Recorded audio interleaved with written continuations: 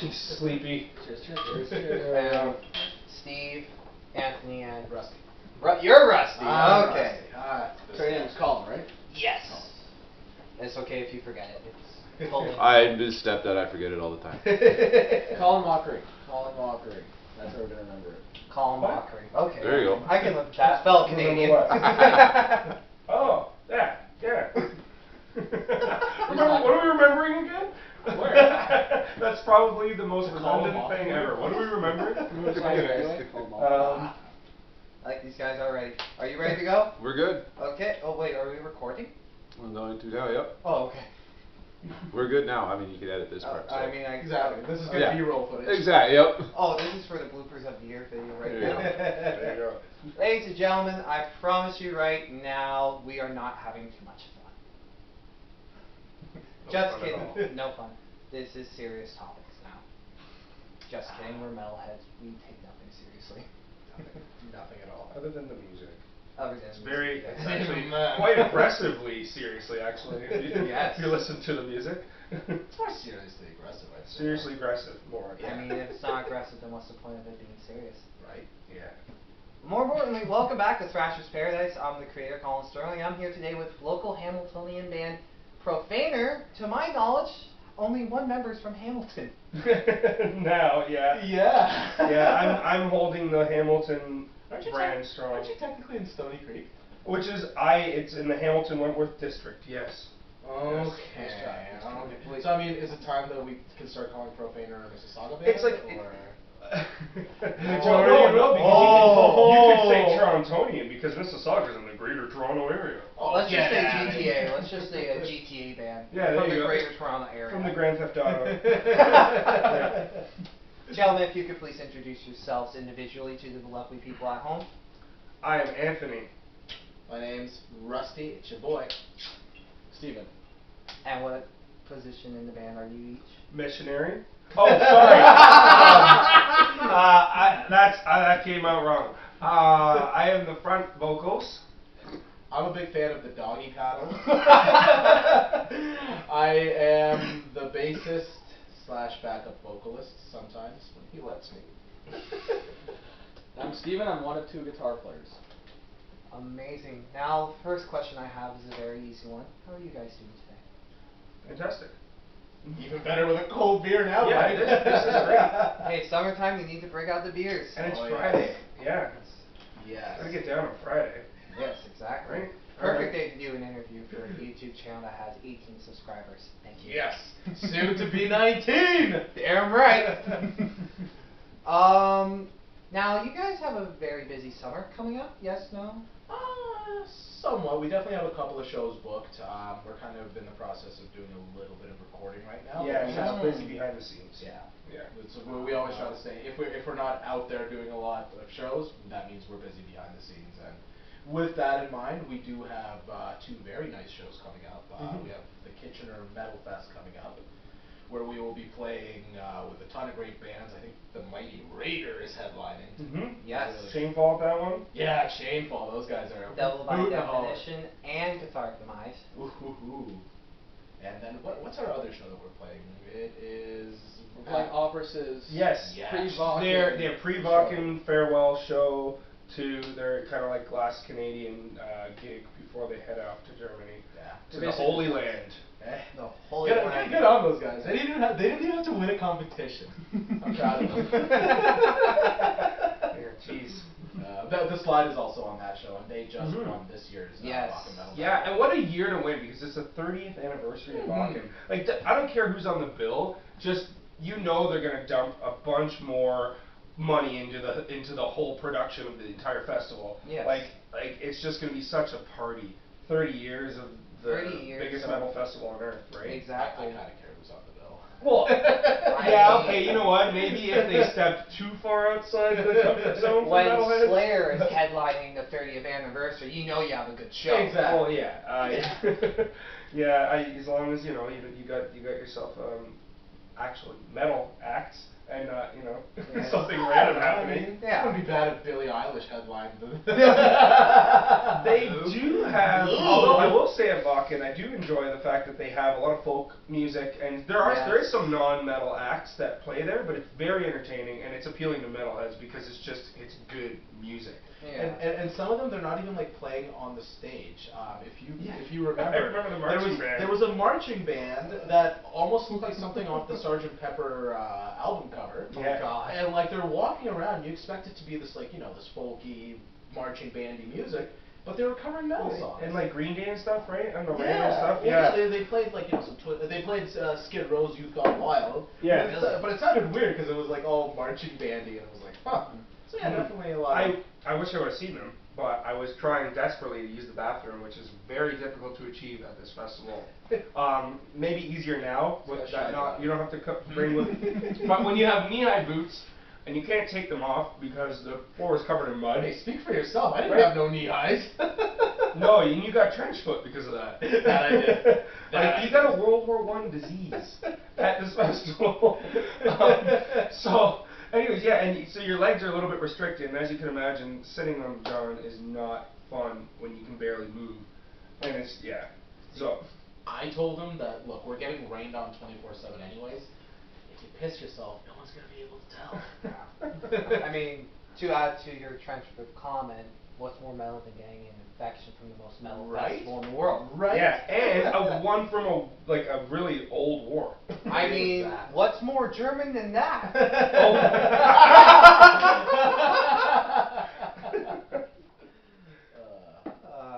Well, speaking of Vakken, let's go back to 2 years ago, or 3 years ago. Yeah. Vakken 2016, you guys win the Vakken Canada Battle, and you get the chance to go perform in front of probably one of your largest crowds ever. The largest In the crowd ever. most metal place on earth. Yeah. What's that whole experience like? Just tell me a bit about it. At Disney World. Yeah, for metal. It's basically, heavy metal Disney World. And the battle felt like WrestleMania for metal, Yeah. like essentially. Like, it's very cool because the whole Vakken Festival, it's almost like a little town. Like, it is a lot like Disney. Like, Yeah. this area is your merchandising area, and all the merch and stuff is here. You take a bus. You actually have to take a bus around because you can't just walk from one side to the other side. It's not like Downsview Park. You have to take a bus. Like, oh yeah, I'm at my campground, but I want to go see Testament play on the main stage. You have to take a bus to get there, like a full city bus. So when they say, it's a big festival, no, it's a big festival. Like, nothing like we've ever seen before. We didn't know what to expect. Depending what kind of elements you're braving, like depending how deep the mud is, it could take you upwards of like 40 minutes to walk to where somebody parked who's, let's say, staying in Hamburg and not staying at the festival, right? Or let's say you're flying out from somewhere and you need to leave. It takes a long time to get out of there on foot or into there on foot. But you're having so much fun. You're standing in line, everybody around you is talking about metal. I don't know, it's just great. And there's just so much to look at, so much to do. It's just so stimulating. Yeah. I don't think our old guitarist, right before Steven, or no, I wasn't there. Oh, you weren't there. Next time. It was before Steven. Yeah, he didn't shower. Yeah, he didn't shower the entire. It was like a personal challenge for him. It was weird. Yeah, but it's one of those things where that's the kind of festival you can get away with stuff like that because it's a dirty. Oh, I showered. Hey, don't worry, I showered every single day. It was Jay that had me puking on the train ride back to In your mind, you might be getting away with it, but in one's mind, not your mind personally, but in one's mind. At the festival, it's not like, oh, excuse me, smell test. It's usually when we were on the train with his arm up at me like that. That's when I was like, yeah, it's rather pungent. But at the festival, exactly. But at the festival, you can't tell. Nobody cares. Well, like, no, exactly. It's a good time, and that's why you kind of brave the mud. You get wet. Oh, some people really brave the mud. There was the one dude who's swimming. Craig got a video of it. It's in our little Vakken documentary. I think there's a bit of it. But there's a dude swimming, like he was in a swimming pool, just in the mud, rolling, doing a backstroke, and then people were coming and feeding him booze, and pouring it in his mouth. It was ridiculous. It was absolutely ridiculous. Incredibly cheap booze, surprisingly too, because at the festival it was €2 for you know, a pint of beer, and it came in a plastic Bakken cup. Now the deal is if you come back with the cup, It was more than €2, I think. no, it wasn't. It wasn't because when you came back with your cup, it was €1. So you basically gave them the plastic cup back, and instead of paying €2 for a beer, you now pay €1 for a beer. Which I don't know no exchange rate. I ain't no mathematician, but I'm sure that's good money. I kept unique cups as I got them. You know, if I got a copy, I would return it, but I just kept stacking up as many unique ones as I had. I ended up with like a dozen coming home. Yeah, it was good. And as an artist too, that we definitely got a lot of cool memorabilia and swag to take home that the general public didn't. So like when we got there, that we kind of had our own little dressing room. I remember it was room 9, which is the way it is. Yeah, signs of 9, room 9. It was meant to be. I know it was meant to be. And we got it was kind of neat. It was like everything I would have on my normal rider in there, right? Just like the thing that they filled the fridge with Heineken, there was Monster swag, energy drinks. Yeah, Like we were treated like royalty there. And then there's like 5 of these bags here, actually, if you want to grab that real quick. So basically, Sounds like a blast. So basically, 5 of these bags, but filled with like a bunch of Vakken stuff, basically. Yeah. Now the Vakken stuff's not in here; it's just my own stuff in here now. The artist shirts, everything, the shirts, the passes, stickers, patches, ponchos, like you name an item, and it was in there with the Vakken logo. And you know what, like the Vakken, I gotta admit, the Vakken Foundation, finding out about that and learning more about it was really cool.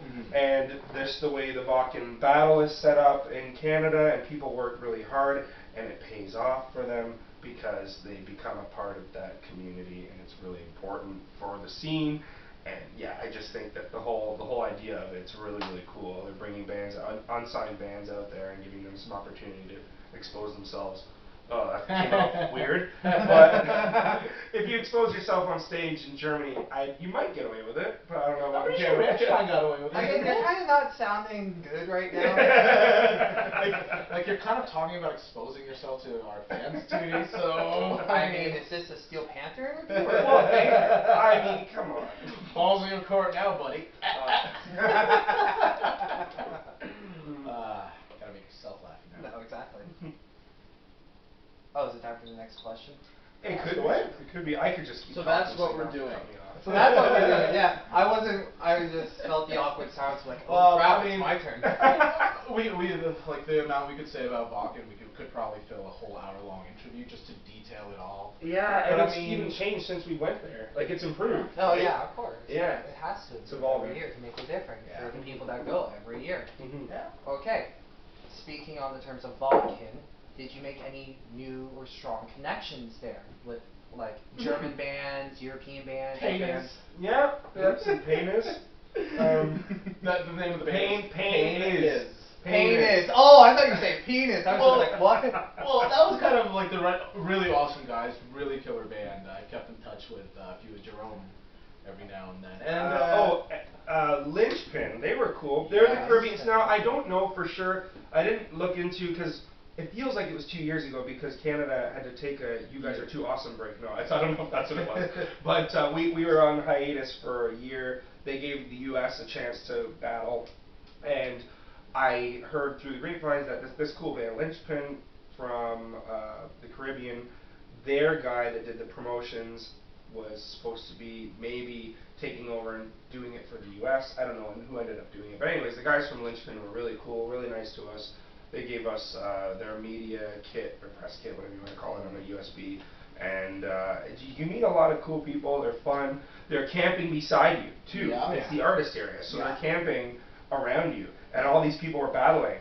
And we would see the guys from the Zombies Ain't My Girlfriend. Zombies Ain't My Girlfriend. Who won the They were the first place. We were second. From South Africa. So we would run into them for breakfast every morning. And other bands, and we'd be sitting together, and it's like, you know, they're your competition, but they're also your friends because they're around you, they're drinking with you, they're listening to music with you. The guys from Greece were really cool. Yeah. Yeah, they're really cool, and apparently they had heard from us because Rab, our old record label. Yeah, Rab, rest his soul. He apparently sold a bunch of albums in Greece. Yeah, I think they sold almost 800. So yeah, so we had a random little pocket of fans that we didn't know about in Greece, and they had heard it. Like I don't know if they like I wouldn't call them fans, but they had heard of us, right? So, Yeah. it was cool. We had a little, we had a little pocket of grease. Yeah. Grease, yeah, a little greasy. We were a little greasy. But yeah, no, we definitely made a lot of, a lot of cool connections and friends there. Photographers. There's a couple of photographers that I still keep in touch with. Miriam, if you remember her. Oh yeah. Zombies Ate My Girlfriend. Kind of kept in touch with them. They were the first place. Aeon and. Aeon. Yeah. The black metal band? No, it's not. They're not called Aeon. It's like A-O, but it's an O with a weird squiggly thing over it. And Oh, different metal band. Not Aeon from Sweden. It's Squiggler. Not yeah. Aeon. Oh, okay, that's why I was thinking. Yeah, I don't know how to pronounce it, but yeah, cool dudes. There was a Japanese band that I kept in touch with for a little bit. Oh yeah. Yeah. Cool.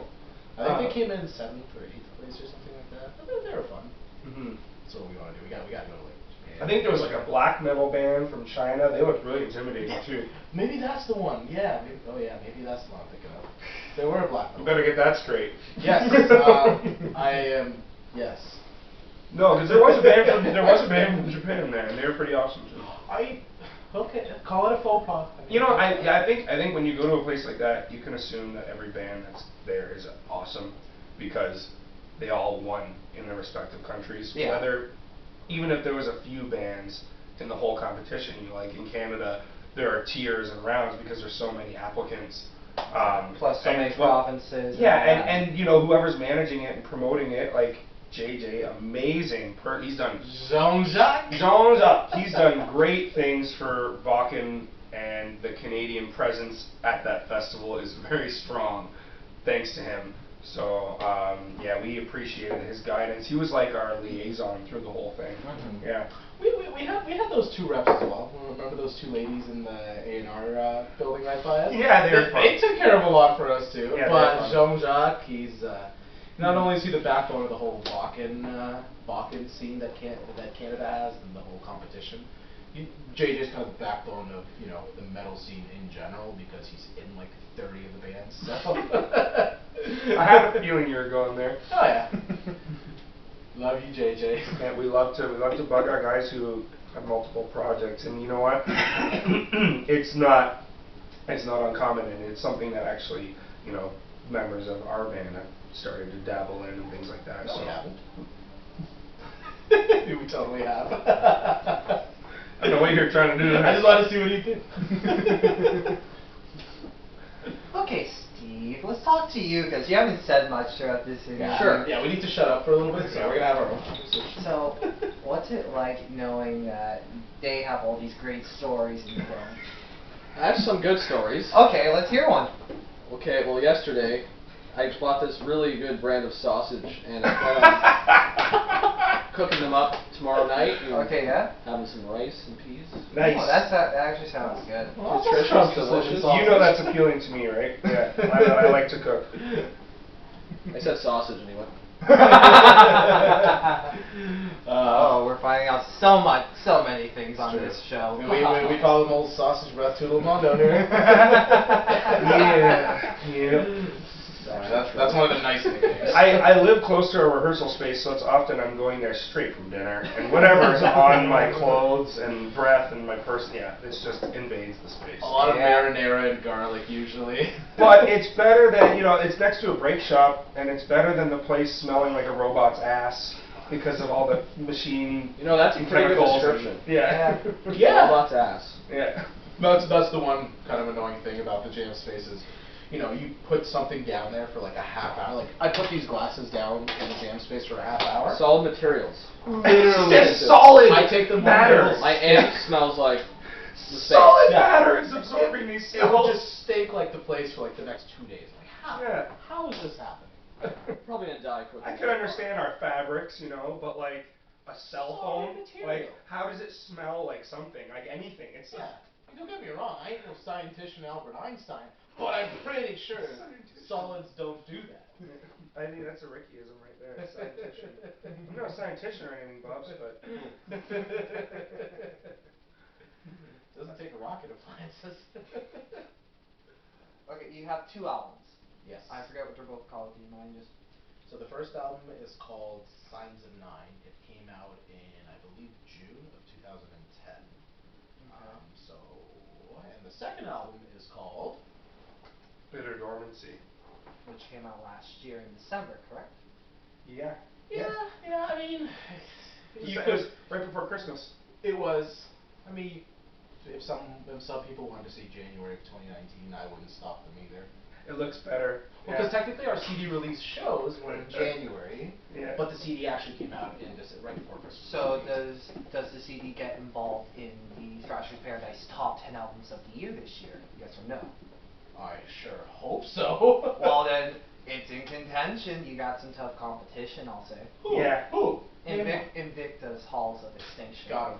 Keep going. Amon the Mark the Berserker. Ooh, don't got him. Antichamber. Who? Who? Sledgehammer. Who? What am Wow. I freaking out? Wow. Don't worry, you'll probably beat Slipknot, so you take that. You know what? Yeah, we've definitely beaten Sledgehammer. Wow. I'm not a part of this. It's documented on video. This is them. I love you guys. Love you. I love you guys too. It's cheaper. I'm gonna be Rusty, you're muted. gonna bury us, man. I enjoyed the album. Still in my car. Antichamber. I haven't heard them. Is Sledgehammer a band from Canada? Thank you. Case and point. Yeah, Sledgehammer's great a local band, great yes. band. Okay. We spent a lot of time playing gigs with them, and Okay. just They're good friends good of friends. ours. Yeah, really good friends. Yeah.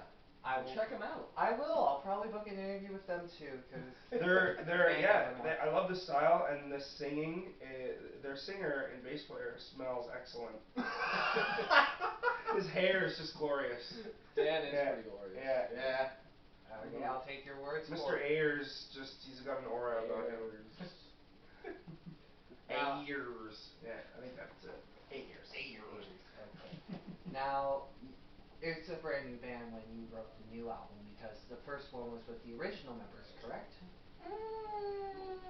Papa J was a big part of the last album too. Okay. So, Yeah. I mean, Jason Crook, our old guitar player, was the primary songwriter for Profaners. So, I mean, the lineup for Signs of Nine, it was all written by Jay mostly. I mean, Okay.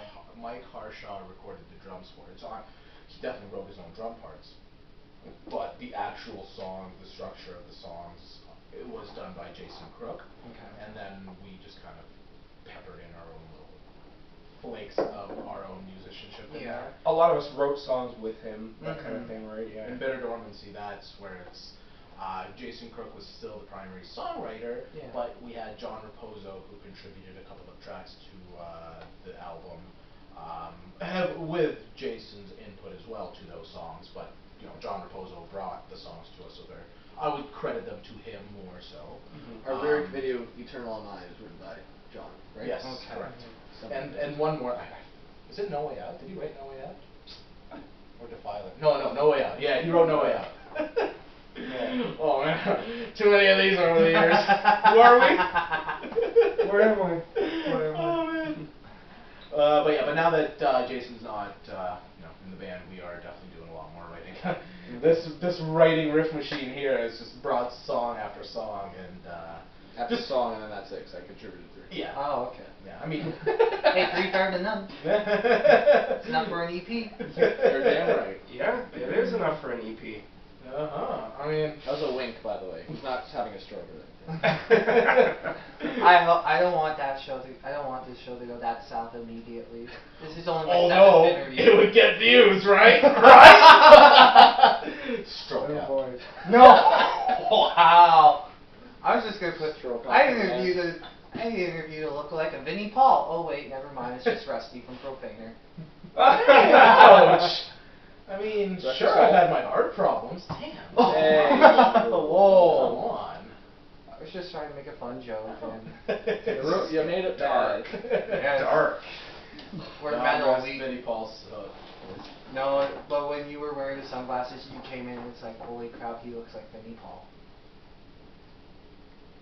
Take that as a compliment. I will. Say thank you. I actually met Vinnie Paul once. Oh, really? Really, really nice dude. It was 2006 or 7. It was when he was touring with Hell Yeah. I think it Okay. was just when their first Hell